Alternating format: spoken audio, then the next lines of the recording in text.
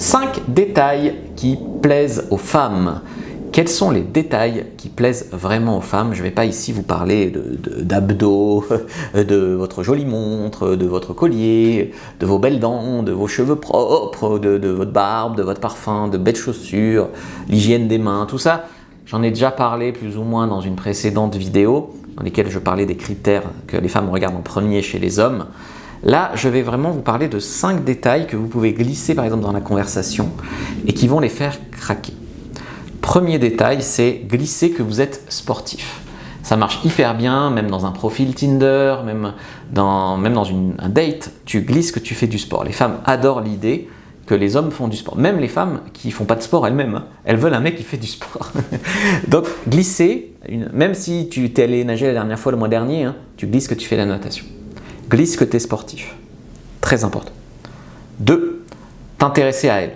Alors s'intéresser à elle, il y a une maxime qui dit si tu t'intéresses à moi, je te trouve intéressant. Mais c'est tout à fait vrai. Si tu t'intéresses à elle, elle va se sentir importante, intelligente, machin, et elle va t'apprécier beaucoup plus. Donc dans ta démarche, c'est pas une démarche de vantardise dans laquelle tu dois toi plus parler, plus si. Tu dois la faire sentir bien et à l'aise et t'intéresser à elle. 3, c'est avoir une passion. Donc quand on est dans la passion, on est passionné en fait. Quand tu es passionné, tu parles avec beaucoup plus de vie, quoi. Tu t'animes.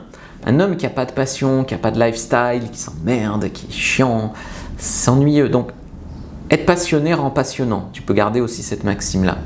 Donc parle à un moment, je ne te dis pas d'en parler des heures, surtout si ça ne t'intéresse pas, mais montre que tu as une passion, quelque chose qui t'anime, un projet, un feu intérieur. 4, c'est être capable de la taquiner, de la contredire. C'est un détail, hein, mais il y a beaucoup d'hommes, quand ils voient une jolie fille, ils s'aplatissent. Je pense tout comme toi, tu as trop raison, comme tu veux, on fait tout comme tu veux. C'est une erreur. Il faut bien sûr être capable à des moments de la taquiner. C'est ça ton groupe de musique préféré? Je ne m'attendais pas à ça de toi. Ou la contredire. Ah, ce film, tu as adoré ce film là, toi? Bon, pas du tout, mais la fin, quelle catastrophe! Ah, j'ai pas fini de te traquer avec ça. Voilà, par exemple. Et le 5e détail, c'est le non-verbal. C'est en fait le langage corporel confiant. Tu as des hommes, par exemple, ils sont à un rendez-vous avec une femme et ils sont comme ça, sur la table, très avancés, etc. Alors que la femme, elle, par exemple, elle est en retrait. Donc tu ne dois pas être dans ton langage corporel beaucoup plus penché vers elle qu'elle n'est penchée vers toi, par exemple. Et tu dois être plutôt droit, plutôt ancré, si possible les pieds à angle droit à peu près. Tu dois être vraiment occuper un peu l'espace, quoi. Vraiment être ancré plutôt que être comme ça sur ta chaise, tout tremblant, qui t'excuse d'être là, quoi.